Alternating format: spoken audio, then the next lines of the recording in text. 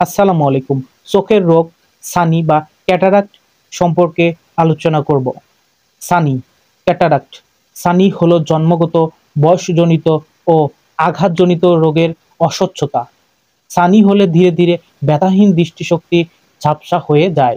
চোখে সানি পড়ার কারণ জন্মগত হয়ে থাকে, বয়সজনিত কারণেও সানি হয়ে থাকে, সূর্যের অতিবেগুনি রশ্মি ও মোবাইল টিভি স্ক্রিনের নীল আলোর কারণেও হতে পারে, মানসিক বা দৈহিক আঘাতের কারণেও হতে পারে, অপুষ্টির কারণেও ছানি দেখা দিতে পারে, অতিরিক্ত স্টেরয়েড ব্যবহারের কারণেও চোখে ছানি পড়তে পারে, শারীরিক রোগ যেমন ডায়াবেটিক্সের কারণেও হতে পারে, ধূমপান বা মদ্যপানের কারণেও ছানি রোগ হয়ে থাকে। ছানি রোগ প্রতিরোধ বা নিবারণের উপায়: পর্যাপ্ত পরিমাণে ভিটামিন এ ও ভিটামিন সি সমৃদ্ধ খাবার গ্রহণ করা, হলুদ ফল, মূল ও গাঢ় সবুজ শাকসবজি ও পাতা যেমন বাঁধাকপি, এই ধরনের সবুজ শাকসবজি বেশি বেশি করে খেতে হবে।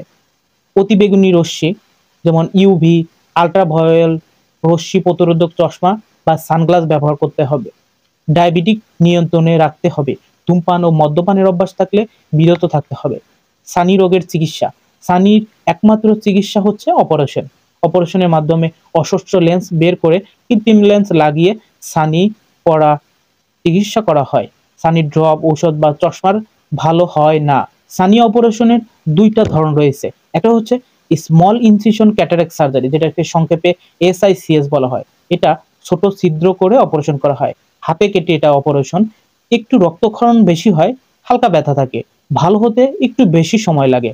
আর একটা পদ্ধতি হচ্ছে ফ্যাকো ইমুলসিফিকেশন। এইটা হচ্ছে মেশিনের দ্বারা খুব ছোট করে কেটে অপারেশন করা। এটাতে আবার তুলনামূলক ব্যথা কম হয়, ছিদ্রও কম করতে হয়, রক্তক্ষরণ একটু কম হয়। এটা ভালো হতে একটু তাড়াতাড়ি ভালো হয়ে যায়। এই দুই মাধ্যমে ছানি অপারেশন করা হয়। আশা করি সবাই বুঝেছেন। ধন্যবাদ।